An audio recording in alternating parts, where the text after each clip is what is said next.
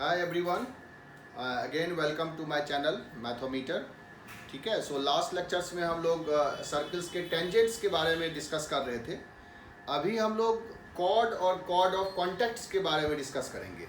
ठीक है ना। सो टेंजेंट्स वाला पोर्शंस कंप्लीट हो गया है। अब हम लोग आगे उसी सर्कल्स में बढ़ रहे हैं। ठीक है, सो देखो equation of chord in different forms.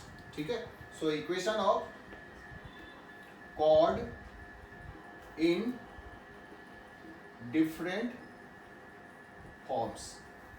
ठीक है, तो इसमें देखो, इसमें एक्चुअल में तीन तरह का इक्वेशंस इसमें हम लोग डिस्कस करते हैं।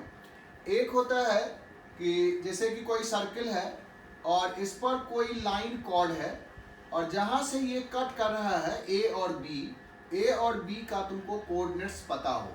ठीक है, ए और बी का जो पैरामेट्रिक कोऑर्डिनेट्स है उसके फॉर्म्स में हम इस ए बी लाइन का इक्वेशंस लिखते हैं। ठीक है, दूसरा लाइन होता है कि जैसे कि हमको कोई सर्कल है और इस पर जो कॉर्ड है उसके मिड पॉइंट का कोऑर्डिनेट्स हमको पता हो। ठीक है, एम जो है वो x1, y1, ये इस ए बी का मिड पॉइंट है, राइट। तो हम ए बी का मिड पॉइंट से इक्वेशन ऑफ कॉर्ड निकालेंगे। और तीसरा जो फॉर्म्स हम लोग देखते हैं उसको बोलते हैं कॉर्ड ऑफ कॉन्टैक्ट। तो कॉर्ड ऑफ कॉन्टैक्ट जनरली बोलते हैं कि फ्रॉम ए एक्सटर्नल पॉइंट, मान लो कि कोई पॉइंट्स P है जो एक्सटर्नल है और यहाँ से अगर हम टेंजेंट्स ड्रॉ करेंगे तो दो टेंजेंट्स होगा और मान लो कि वो A और B पर टच कर रहा है। ठीक है, A और B पर टच कर रहा है। Now the line passing through A and B is also a chord और इस कॉर्ड को हम बोलते हैं chord of contact with respect to P। ठीक है, तो ये तीन तरह का हम इक्वेशंस इसमें यूज करते हैं। ठीक है, इसका नाम है कॉर्ड ऑफ कॉन्टैक्ट। ठीक है, with respect to P, always with respect to P। ठीक है, और ये है chord in mid point form, mid point form का मतलब कॉर्ड का मिड पॉइंट जो है वो दिया हुआ है। ठीक है ना, which mid points is given. ठीक है, और इसमें है कॉर्ड का equation passing through A and B और ए और बी का हमको पैरामेट्रिक कोऑर्डिनेट्स दिया हुआ हो। ठीक है ना, इसको डिस्टिंग्विश कर लेना है। अब हम सर्किल का इक्वेशन जो है, लेट सर्किल का इक्वेशन इज x² + y² बराबर r²। हम लोग सर्किल का इक्वेशन मान लिए x² + y² बराबर r²। अब इसके हिसाब से ए और बी का कोऑर्डिनेट्स हम लोग सपोज कर लेते हैं। ए का मान लो पैरामेट्रिक कोऑर्डिनेट्स है a cos alpha, a sin alpha, a cos alpha, a sin alpha. ठीक है, सिमिलरली बी का कोऑर्डिनेट्स हो जाएगा a cos beta, a sin beta. ठीक है, तो ऐसे इक्वेशंस में तुमको बहुत ज़्यादा परेशानी नहीं होगा क्योंकि हमको ए बी का इक्वेशन चाहिए और ए और बी का कोऑर्डिनेट्स तुम्हें पता है। तो 2 पॉइंट फॉर्म्स का हम इक्वेशन यूज कर लेंगे। तो ये इक्वेशन ऑफ ए बी होगा, equation of A B that is chord. ठीक है, इस कॉर्ड का इक्वेशन है y minus a sin alpha that is equal to a sin alpha minus a sin beta whole divided by a cos alpha minus a cos beta into x minus a cos alpha. ठीक है, इस तरह से हम equations निकाल लेंगे। Obvious है a और a यहाँ से कैंसिल हो जाएगा और इसको जब सिंप्लीफाई करोगे तो ये आ जाता है a cos alpha plus beta by 2 plus y sin alpha plus beta by 2 that is equal to a times cos alpha minus beta by 2। ठीक है ना, this is the equation of chord passing through a and b वो जो parametric coordinates are given. ठीक है, इसको याद रखो, this is the equation of chord in A B whose parametric coordinates a and b are given। ठीक है ना, तो इस तरह का हम इक्वेशन यूज करेंगे डायरेक्टली इस फॉर्म्स का। ठीक है, दूसरा फॉर्म्स हम लोग देखेंगे जो equation of chord whose mid point m is given। ठीक है, इसका इक्वेशंस देखो कैसे निकालते हैं, इसको याद रख लिया। ठीक है, a और b का कोऑर्डिनेट्स दिया हुआ था, यहाँ से इक्वेशंस आ गया। ठीक है, सेकेंड इक्वेशंस देखो। सेकेंड इक्वेशंस में अगेन सर्किल का इक्वेशन तो हम लोग फिक्स कर लिए। सर्किल का इक्वेशन यही है x² + y² बराबर r²। ठीक है ना, तो ऐसे इक्वेशंस में जब हम लोग स्लोप देखो, अगेन m का जब वैल्यू हमको दिया हुआ, सॉरी m जो कोऑर्डिनेट्स है वो दिया हुआ है, ए बी का मिड पॉइंट है और सर्किल का इक्वेशंस भी हमको दिया ही है। और सर्किल का जो सेंटर होगा वो हमें पता चल जाएगा इस इक्वेशन से। तो अभी बाय द वे सेंटर जो है वो 0 0 है। तो तुमको ए बी के इक्वेशंस निकालने के लिए चाहिए क्या, ए बी का स्लोप, क्योंकि हमको ए बी पर तो एक पॉइंट्स ऑलरेडी दिया हुआ है एम x1, y1। अगर हम ए बी का स्लोप निकाल लेंगे तो हम ए बी का इक्वेशन आसानी से निकाल सकते हैं। तो उसके लिए तुमको इस ज्योमेट्री को देखो, तो ओ से ए बी पर जो परपेंडिकुलर होगा ना वो हमेशा एम से पास करता होगा। अब यहाँ पर ये इमेटेरियल है कि सर्किल का सेंटर क्या है, सेंटर से जो परपेंडिकुलर होगा ए बी पर वो हमेशा ए बी के मिड पॉइंट से पास करेगा।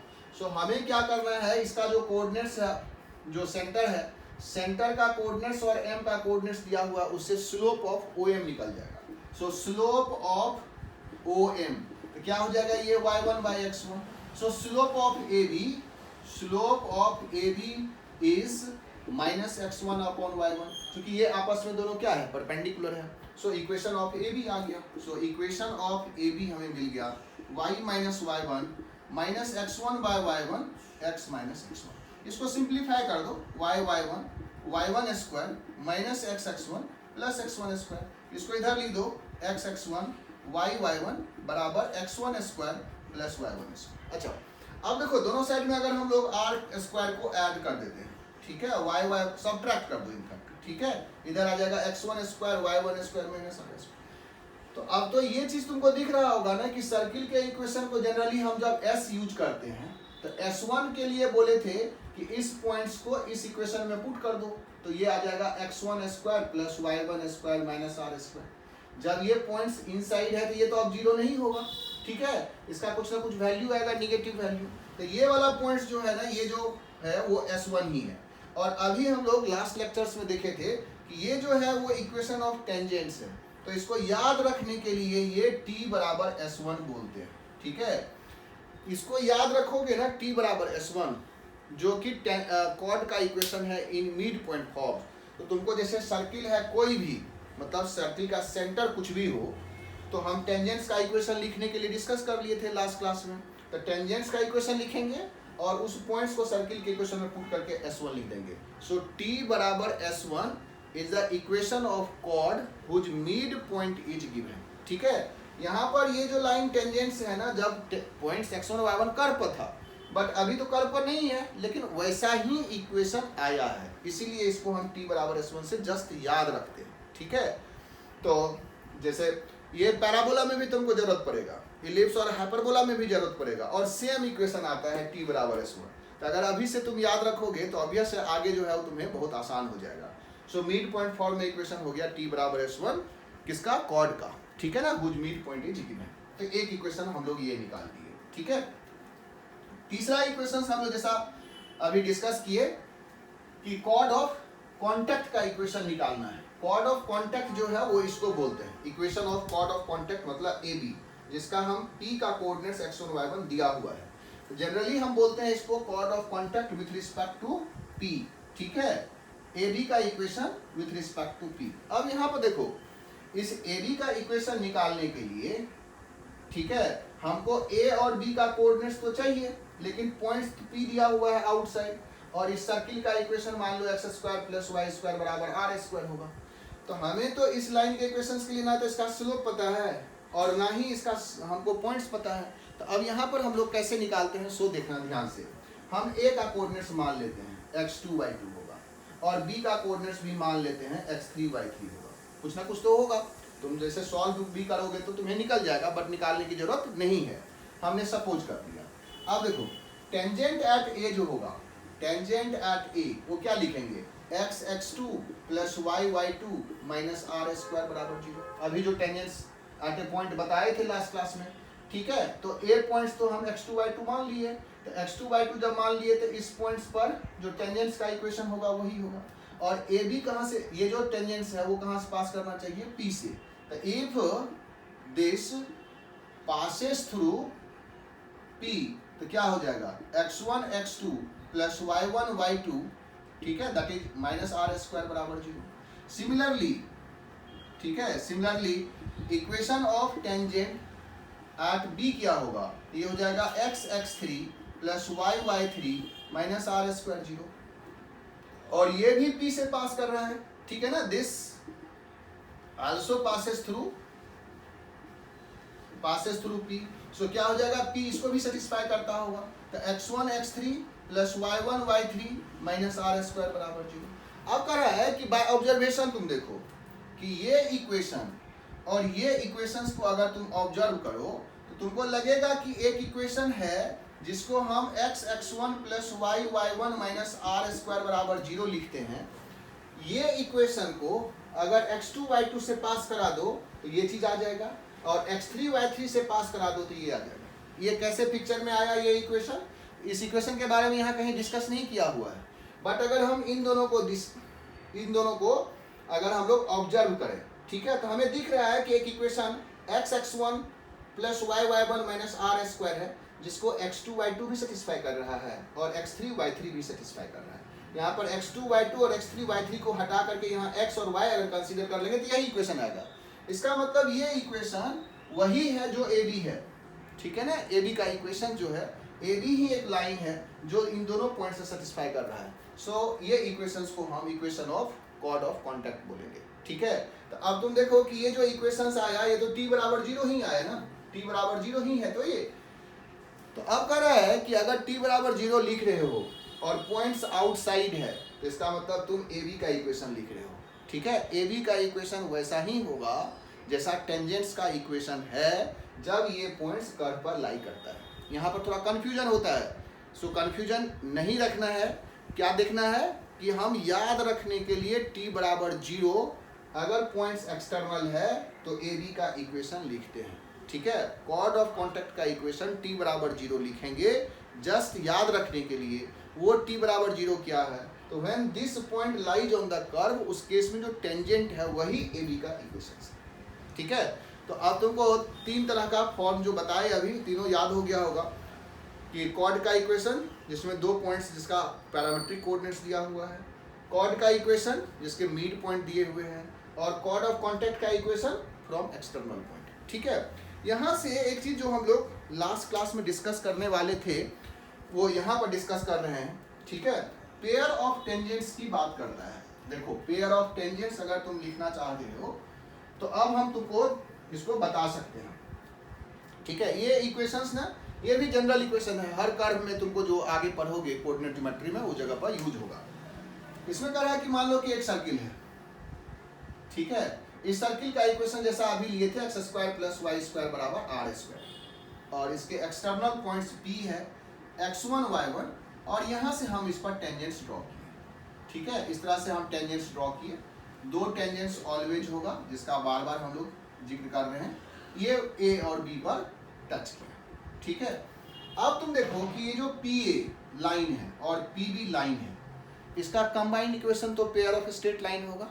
फिर चले जाओ स्ट्रेट लाइन में, ठीक है। PA और PB का जो कंबाइंड इक्वेशन है वो पेयर ऑफ स्ट्रेट लाइन ही होगा, नहीं, क्योंकि दो लाइन का हम प्रोडक्ट लिख रहे हैं। तो इसको तुम, एक तो है कि अगर हमको लिखना हो तो डायरेक्टली क्या करेंगे, इक्वेशन निकालने के लिए तुमको बता दिए हैं, दोनों लाइन का इक्वेशन लिखो और दोनों को मल्टीप्लाई कर दो, ठीक है। लेकिन ये थोड़ा सा लंबा प्रोसेस है। इसमें इसका कंबाइंड इक्वेशंस जो है वो हर जगह लिखा रहता है S1 बराबर t स्क्वायर होगा, ये हम यहाँ पर भी लिख देंगे, ठीक है। लेकिन ये आता कैसे है S1 बराबर t स्क्वायर, इसको तुमको जानना जरूरी है, ठीक है। तो देखो कैसे आता है, बहुत सारी जगह पर ये लिखा रहता है बट इसका प्रूफ नहीं देता है कि कैसे आता है, ठीक है। तुम डिटेल्स में देखो कि कैसे ये चीज आता है। क्या लिखते हैं S1 बराबर t स्क्वायर, इसका क्या मतलब हुआ, तो ये है तुमको पेयर ऑफ टेंजेंट्स का combined equation, this is the combined equation, ठीक है। Combined equation of pair of tangents PA and PB, ठीक है। जो PA और PB का कंबाइंड इक्वेशन आएगा वो इक्वेशन है। तो S क्या है, तो S तुम्हारा ये सर्किल है। S1 क्या है, तो जब ये पॉइंट्स को सर्किल में पुट कर देंगे that is x1 square plus y1 square minus r square. T क्या है, तो टेंजेंट का इक्वेशन मतलब x1 plus y1 minus r square that is equal to 0। इसको 0 नहीं किए क्योंकि पॉइंट्स आउटसाइड है, तो ये 0 होगा ही नहीं, ठीक है। तो ये S1 तो एक एब्सोल्यूट वैल्यू देगा, ये S जो है वो इक्वेशन ऑफ सर्किल है, माइनस r स्क्वायर 0 कर दो, और T बराबर 0 ये एक स्ट्रेट लाइन का इक्वेशन है, ठीक है ना, इसीलिए एस एस वन बराबर टी स्क्वायर, मतलब ये तुमको आएगा एस का मतलब X square plus Y square minus R square, S one का मतलब X one square Y one square minus R square, T square मतलब X X one Y Y one minus R square का whole square. इसको जब आप open करोगे, ठीक है, तो ये तुमको कह रहा है कि ये combined equation of P A and P B ही है। अब है कि ये कैसे आता है वो हम देख रहे हैं। तो हम क्या करते हैं ना कि इस पी ए पर कोई भी एक पॉइंट मान लो क्यू है, जिसको हम एच कमा के लेते हैं और इसका हम लोकस निकालते हैं। नहीं, अगर क्यू पी ए या पी बी पर होगा तो इसका जो लोकस होगा वो ये आना चाहिए। नहीं, तो यहाँ से देखो कि अगर हम लोग ए बी का इक्वेशंस लिख दें, ए बी का इक्वेशंस तो हम लिखने के लिए जानते हैं, यहाँ से यहाँ पर हम बता रहे हैं, ठीक है। तो equation of A B, equation of A B is nothing but chord of contact, ठीक है। ए बी जो है वो कॉर्ड ऑफ कॉन्टैक्ट है विथ रिस्पेक्ट टू बी। तो equation of A B is chord of contact with respect to P, और इसका equation जो होगा वो क्या हो जाएगा, X X one plus Y Y one minus R square का बच्चों, अभी अभी हम लोग प्रूव किए, ठीक है। इस ए बी का इक्वेशन आ गया। और पी ए जो है वो लेंथ ऑफ टेंजेंट्स है, पी ए जो है वो लेंथ ऑफ टेंजेंट्स है, जिसको हम S1 अंडर रूट S1 पहले ही हम देख चुके हैं, अंडर रूट S1 होगा। अंडर रूट S1 का मतलब under root this x1 square plus y1 square minus R square, ये चीज हम लोग देख चुके हैं, ठीक है।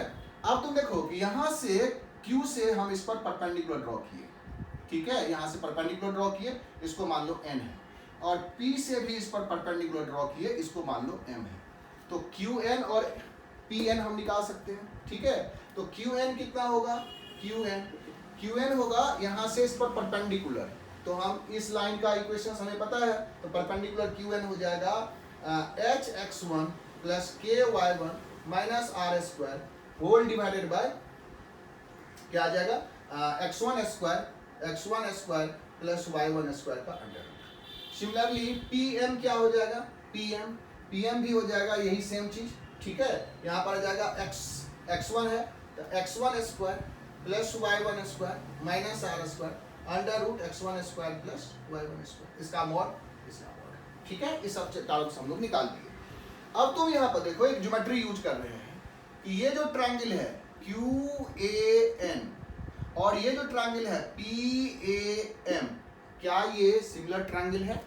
नहीं, ये ट्रायंगल और ये बड़ा बड़ा ट्रायंगल जो है ये दोनों सिमिलर है। जब सिमिलर ट्रायंगल है तो हम लोग क्या यूज कर सकते हैं, जो रेशियो होगा साइड्स का वो इक्वल होगा, तो यहाँ पर हम लोग रेशियो को यूज कर रहे हैं। तो देखो QA upon PA this is equal to होगा QN अपॉन PM, ऐसा होगा।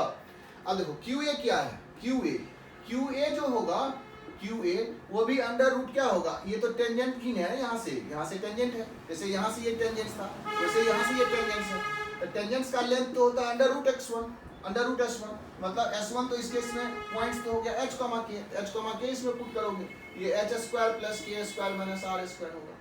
QA ये है तो QA यहाँ पर पुट कर दो under root h square plus K square minus R square, ठीक है, डिवाइडेड बाय PA हम लोग यहाँ पर अंडर रूट निकाले हैं, under root x1 square plus y1 square minus R square. QN यहाँ से निकाले हैं, that is h x1 plus K y1 minus R square whole divided by ये आ जाएगा PM, that is x1 square plus y1 square minus, दोनों का जो नीचे वाला टर्म्स है वो कैंसिल कर दिए, ठीक है। अब तुम देखो ये चीज जो है वो कैंसिल होकर के यहाँ आ जाएगा, ठीक है। यहाँ से अगर तुम हटा दो इस पर स्क्वायर रूट आ गया होगा। अब दोनों को मल्टीप्लाई करके स्क्वायर कर दो, क्या यही चीज है, और h और k को x और y से रिप्लेस कर दो। x और k को x और y से तभी तो हम लोकस निकालते हैं। लोकस हम लोग बार देख चुके हैं कि पर्टिकुलरली क्या करते हैं, किसी पॉइंट्स को लोकस निकालना है तो उसको h k इनिशियली मान लेते हैं और सारा रिलेशंस लिख करके जो फाइनल इक्वेशंस आता है उसमें h और k को x और y से रिप्लेस करते हैं। जैसे ही यहाँ पर h और k को इसके साथ मल्टीप्लाई कर दो और h और k को x और y से रिप्लेस कर दो, देखो आ गया, ठीक है। ये आ जाएगा h square plus K square minus R square, इसका under root x1 square y1 square minus R square, that is h x1 plus K y1 minus R square. ठीक है, स्क्वायर कर दो दोनों साइड में, एच और के को एक्स और वाई से रिप्लेस कर दो, यही इक्वेशन आ जाएगा। This is called pair of tangents, combined equation of pair of tangents. ठीक है, ये इसीलिए टेंजेंट्स में नहीं डिस्कस किए थे क्योंकि हमको इसका इक्वेशंस नहीं पता था। ठीक है ना, तो अब हम लोग 3 इक्वेशंस जान गए, कॉर्ड का इक्वेशन, कॉर्ड ऑफ कॉन्टैक्ट का इक्वेशन, ठीक है, और chord in mid point form, और 2 पैरामीटर दिया हुआ उसका इक्वेशंस निकाल लिए। एक पार्ट जो है सर्किल का वो तुम्हारा कंप्लीट हो गया, जिसमें एक सिंगल सर्किल्स अगर दिया हुआ है प्लेन में तो उसमें इतना ही चीज पढ़ना रहता है। ठीक है, इनिशियली से देख लो क्या क्या हम लोग डिस्कस किए हैं, पिछले 3-4 लेक्चर्स में हम लोग एक सिंगल सर्किल्स के बारे में सारा चीज देखे। अब जो आगे लेक्चर्स होगा उसमें डबल सर्किल, प्लेन में 2 सर्किल 3 सर्किल है, 4 सर्किल है, तो उसके जो प्रॉपर्टीज है उसको हम लोग पढ़ेंगे। बेसिकली 2 सर्किल्स पर common tangent, common chord, common normal, ये सब जो पढ़ते हैं वो हम लोग डिस्कस करेंगे। ठीक है, अच्छा इसमें एक चीज हम लोग ध्यान दिए कि हम लोग टेंजेंट्स का इक्वेशन देखे बट नॉर्मल का इक्वेशन नहीं देखे। तो सर्किल के केस में ना नॉर्मल का इक्वेशन उतना मैटर नहीं करता है क्योंकि every normal passes through the centre. ठीक है, इसीलिए जब सेंटर से पास ही कर रहा है तो उसमें बहुत ज़्यादा याद रखने की जरूरत नहीं है। सो सर्किल पे जो भी नॉर्मल होगा उसके सेंटर से पास करेगा, तो हमको उसका इक्वेशन याद रखने की जरूरत नहीं है। पॉइंट्स दिया होगा, सेंटर दिया होगा, 2 पॉइंट फॉर्म से इक्वेशन ऑफ नॉर्मल लिख लेंगे। ठीक है, तो इसके लिए इसीलिए नॉर्मल्स हम लोग डिस्कस नहीं किए, बट आगे जो पैराबोला होगा, इलिप्स होगा, उसमें हमें नॉर्मल्स का भी रोल्स देखना है। वो भी बहुत इंपॉर्टेंट होता है, नॉर्मल्स कैसे ड्रॉ करते हैं, नॉर्मल का इक्वेशन क्या होता है। ठीक है, सर्किल में हम लोग उतना फोकस नहीं किए। अब हम लोग इस पर 2-3 क्वेश्चंस को डिस्कस कर लेते हैं, फिर हम लोग आगे जो सिस्टम ऑफ इक्वेशंस है उसको देखेंगे। ठीक है, इसमें देखो एक बढ़िया सा क्वेश्चंस आता है, इसमें इक्वेशन ऑफ कॉर्ड से रिलेटेड आएगा क्वेश्चंस।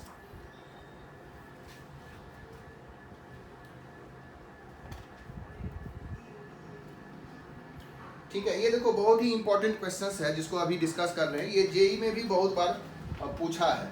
ठीक है, ये कह रहा है कि find the equation of locus of mid point of chord of circle.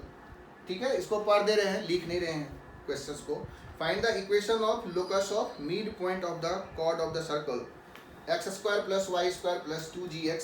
Circle दिया हुआ है x² + y² + 2gx + 2fy + c = 0। ठीक है, which subtends right angle at a given point P। ठीक है, a, b इस इक्वेशंस को find the locus of middle point of the chord. ठीक है, इसमें कह रहा है क्या, बेसिकली समझोगे तो कह रहा है कि एक सर्किल है जिसका इक्वेशंस तुम्हें दिया हुआ है, ये सर्किल है, इसके जो कॉर्ड है, कोई भी कॉर्ड होगा, उसके मिड पॉइंट का लोकस निकालो। तो मिड पॉइंट का लोकस निकालना है तो मिड पॉइंट तो हम h, k मान लेंगे, लेकिन कंडीशंस ज्योमेट्री होगा इस पर। जब भी लोकस कहेगा निकालने के लिए तो तुमको एक सर्टेन ज्योमेट्री दिया रहेगा। तो इसमें कह रहा है कि एक पॉइंट है P जिस पर ये कॉर्ड 90 डिग्री एंगल बना रहा है। ठीक है, मतलब ये अगर 90 डिग्री एंगल बना रहा है तब इस AB के जो मिड पॉइंट है इसका लोकस बताओ।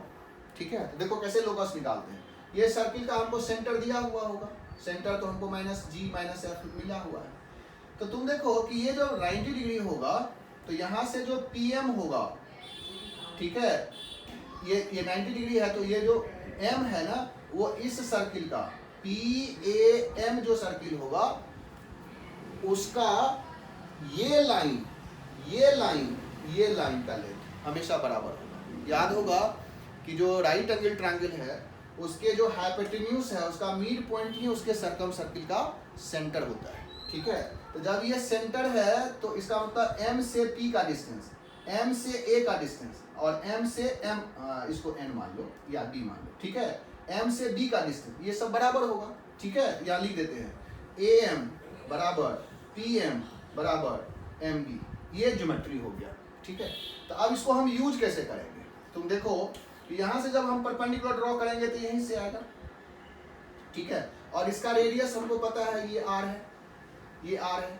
R हमको याद है कि ये f² + g² - c है, और ये जो लेंथ है ना ये, ठीक है, ये लेंथ हम निकाल सकते हैं। ये तो ये मान लो c है, तो cm हमें क्या निकलेगा, तो h प्लस जी का whole square plus k plus f का होल स्क्वायर का अंडर रूट 2 पॉइंट फॉर्म लगा दिए, ठीक है ना। ऑल्दो ये परपेंडिकुलर भी होगा, बट ए बी का इक्वेशन तो हमें नहीं पता है ना कि हम परपेंडिकुलर निकालेंगे, तो हम 2 पॉइंट फॉर्म से इक्वेशन इसका लेंथ निकालेंगे, ठीक है। अब देखो उससे हमको ए एम निकल गया, ठीक है। अब हम क्या करेंगे कि जो ए एम है, ए एम का स्क्वायर वो R square minus C M square होगा, नहीं R square minus C M square हो गया, और ए एम स्क्वायर जो है वो एम पी स्क्वायर के बराबर है, तो एम पी स्क्वायर बराबर R square minus C M square हो गया। तो हम तो सारा ज्योमेट्री लगा दिए ना, अब जो इक्वेशन आएगा वो तुम्हारा लोकस ही आएगा, तो एम पी स्क्वायर देखो M P M P M P M P square, ये पॉइंट्स ए कॉमा बी दिया हुआ था, क्या लिखेंगे h माइनस ए का whole square k minus B का whole square R square that is G square F square minus C M square this h plus G का whole square plus k plus f का whole square, ठीक है। इसको open कर दो, यही equations हमारा, इसको और भी मतलब इसको जब ओपन करेंगे ना तो हमें इसका लोकस मिल जाएगा, m का जो लोकस है। फाइनली क्या करते हैं h और k को x और y से रिप्लेस कर देते हैं, ये चीज़ हमको ध्यान रखना है, ठीक है ना। तो इस तरह का क्वेश्चन हमें जेई के लेवल्स में आता है। एक दो और एग्जांपल्स लेते हैं, फिर तुमको डिस्कस करके बताते हैं। देखो इसमें एक क्वेश्चंस और भी बहुत बार पूछता है,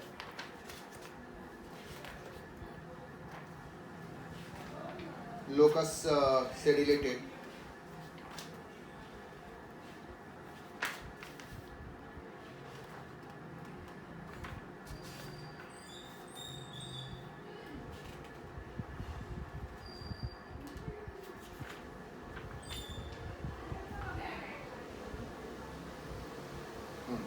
ठीक है, ये कह रहा है कि tangents are drawn to the circle X square plus Y square बराबर 8, ठीक है, X square plus Y square बराबर 8, tangents are drawn to this circle at a point where the line X square plus 2y minus 4 बराबर 0 intersect the circle, find the coordinates of the point of intersection of the tangents. इसका क्या मतलब हुआ, कह रहा है कि एक सर्किल है जिसका इक्वेशन ये है, इस पर ये लाइन जहां टच किया, ये लाइन कहां टच किया होगा, ए और बी पर मान लो इंटरसेक्ट किया होगा, तो ए और बी पर जो टेंजेंट्स होगा, ए और बी पर जो टेंजेंट्स होगा उसका पॉइंट ऑफ इंटरसेक्शन बताओ।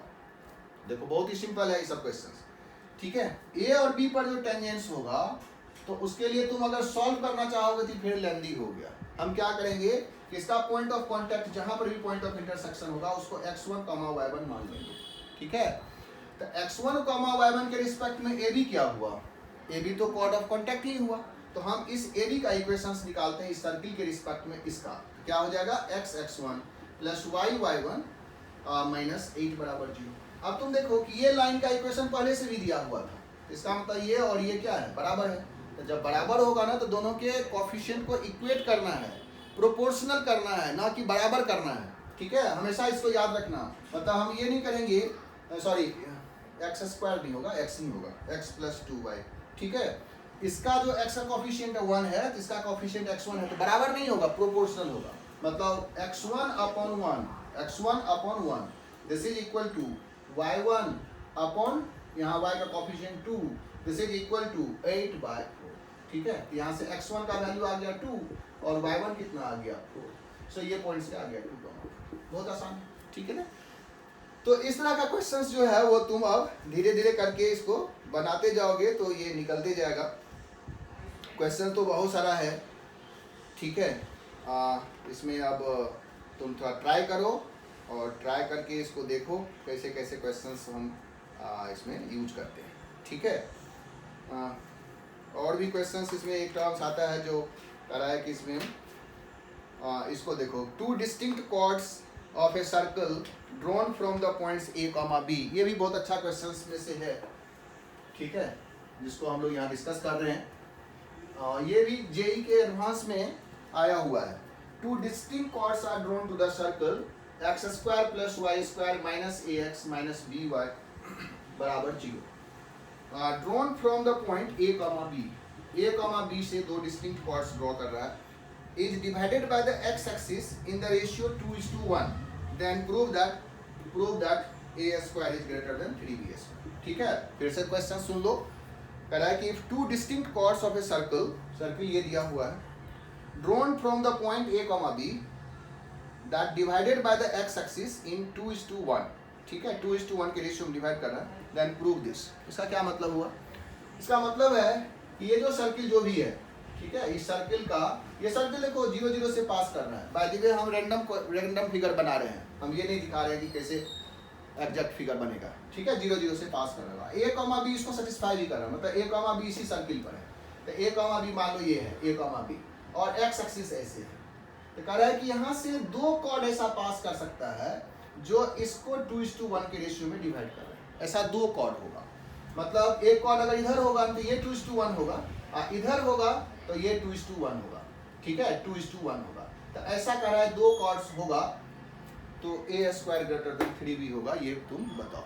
ठीक है, ये एक्स एक्सिस है, ऐसा हमने मान लिया। ठीक है, तो देखो ये ए कॉमा बी अगर इसको सेटिस्फाई कर रहा है, ये 2:1 का रेशियो कट कर रहा है, तो हम क्या करेंगे ना कि ये वाला जो कोऑर्डिनेट्स है, कॉर्ड को 2:1 के रेशियो में डिवाइड कर रहा है, सॉरी, ठीक है ना, ए कॉमा बी इस कॉर्ड को 2:1 के रेशियो में डिवाइड कर रहा है। ठीक है, ये 2:1 है, कॉर्ड को 2:1 के रेशियो में। तो हम क्या कर रहे हैं कि ये जो 2:1 के रेशियो में डिवाइड कर रहा था, ये वाला क्या कर रहा था, क्वेश्चंस देखिए। ठीक है, find the equation of two distinct drawn from the point a comma b is divided by the x axis in the ratio two, हाँ ठीक है, ठीक है ना, इसको 2:1 के रेशियो में डिवाइड कर रहा है। This cord is divided by this x axis in 2:1। तो कह रहा है ए स्क्वायर ग्रेटर देन 3, ऐसा होगा। तो हम क्या करेंगे, ये जो पॉइंट्स होगा ना, उस पॉइंट्स को हम h,0 मान लेते हैं। क्योंकि क्यों मान लिया h,0? क्योंकि ये x एक्सिस पर होगा, तो x एक्सिस पर होगा तो ये पॉइंट्स जो होगा उसका x कोऑर्डिनेट होगा और y कोऑर्डिनेट 0 होगा। तो 2:1 के यहाँ पर पॉइंट्स कहीं न कहीं होगा ना, x1, y1। तो अब यहाँ से क्या कर रहे हैं, x1, y1 निकाल लेते हैं। तो h देखो, तुम्हें अगर h निकालना होगा तो यह जाएगा 2x1 plus a by 2 + 1 that is 3, और सिमिलरली आ जाएगा 2y1 प्लस b बाय 3, ये हो जाएगा k। तो हमें निकालना है x1 y1, तो x1 हो जाएगा 3h माइनस a बाय 2, और y1 हो जाएगा 3k माइनस b बाय 2, और x1 y1 इस सर्किल पर है, इसलिए सर्किल के इक्वेशन को सेटिस्फाई करता होगा। तो ये आ जाएगा क्या, 3h माइनस a बाय 2 का whole square plus 3k minus b by 2 का whole square minus a 3h minus a by 2 minus b और फिर 3k minus b by 2 that is equal to 0। ये अलग पार्ट है, ठीक है, दैट इज इक्वल टू 0। तो अब तुम देखो ये h में क्वाड्रेटिक आ गया, जिसको जब ओपन करेंगे तो h में क्वाड्रेटिक आ जाएगा, और h में जब क्वाड्रेटिक होगा तो h का कैसा, कितना वैल्यू कर रहा है, 2 वैल्यू, मतलब यहाँ से 2 कॉर्ड है जो इसको 2:1 के रेशियो में डिवाइड कर रहा है, मतलब h का 2 वैल्यू होना चाहिए। तो h का जब 2 वैल्यू होना चाहिए तो इसका डिस्क्रिमिनेंट क्या होना चाहिए, ग्रेटर देन 0। तो जैसे ही discriminant greater than, equal to नहीं, ग्रेटर देन 0, तभी 2 वैल्यू आएगा। ग्रेटर देन 0 करोगे तुमको ये रिजल्ट आ जाएगा।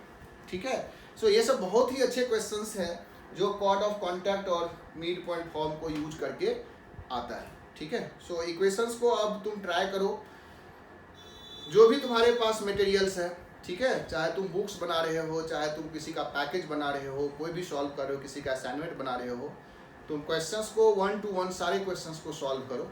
ठीक है ना, तुम देखोगे कि तुमको ज़्यादा दिक्कत नहीं होगा। थोड़ा बहुत दिक्कत तो सबको होता ही है इनिशियली, ठीक है, जैसे ही तुम 50-100 क्वेश्चंस बना लोगे नहीं किसी चैप्टर्स का, तुमको कोई दिक्कत नहीं होगा। तुमको थ्योरी हम पूरा एग्जॉस्टिव बता दिए, इससे ज़्यादा थ्योरी ना किसी बुक्स में है और ना ही कोई टीचर तुमको बताएगा। ठीक है, ये पूरा एग्जॉस्टिव थ्योरी है, बढ़िया से सारे लेक्चर्स को फॉलो करो, मेरा गारंटी है कि तुमको कहीं कोई प्रॉब्लम नहीं होगा। ठीक है, okay, all the best, take care.